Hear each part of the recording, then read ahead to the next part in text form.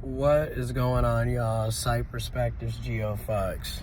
And in this video, I just want to talk about disability rights and advocating for people who have disabilities, whether that's a physical disability, a mental disability. If the person has a disability, I'm advocating for them.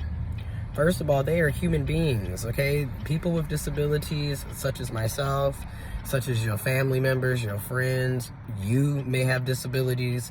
You know, there's a lot of people out here who have them, and we deserve to have a decent, safe, healthy quality of life just as much as someone who is able-bodied.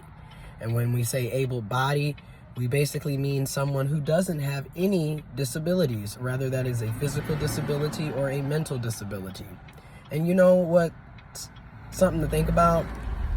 That's a rarity because many people have disabilities. So again, people with disabilities' lives are just as important, matter just as much, and are just as valuable.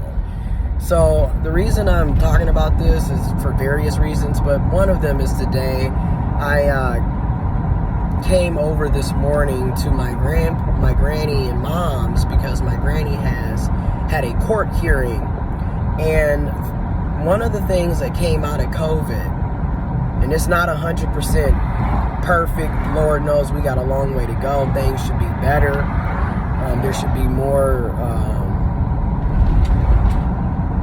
disability modifications, ramifications, and options for people to make it where people who have disabilities or who are at risk, who are immunocompromised, whatever it may be, have more access to living a health and safe quality life. And one of those things that have come around because of COVID is we're using more video calls, video chats. You know, unfortunately, a lot of us went to funerals via video chat, whether that was through Zoom or a different telecommunication app.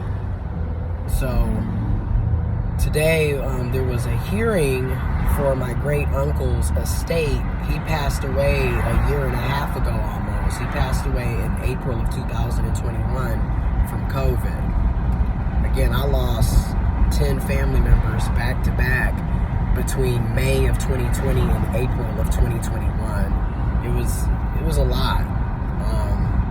You know, not even a full year. 11 months of just back-to-back death, sadness, sorrow, funerals, pain, suffering. And we're still going through it. You know, that emotional scarring and damaging, that trauma is long-lasting. And unfortunately for a lot of us, we're steady dealing with it. You know, COVID in itself was just a very horrifying experience for a lot of people, and still is, because we're still in a pandemic.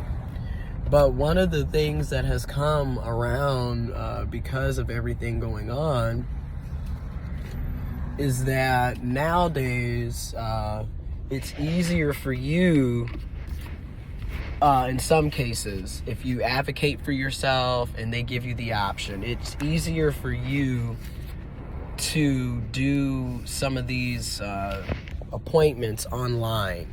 And so today my grandmother was able to attend her brother, my great uncle's estate hearing to close everything out, and it was within 5 minutes, 5-minute video call, and boom, she was able to do that. So I came over this morning, I set my laptop up, got her headset, got her into Zoom, got her on there, got her prepared, got her coffee and water together, because I've never been to a court hearing on video. And then the court hearings that I have gone to, typically you're there for a minute.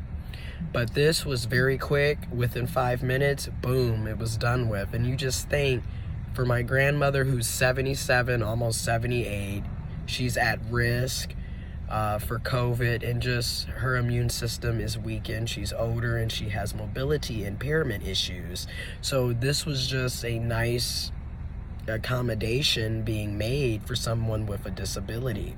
And we need to continue to fight for this, so everybody who has a disability or is at risk or just has any difficulties can have access to the same equitable opportunities and resources without putting themselves at risk, without having to be in discomfort or displaced.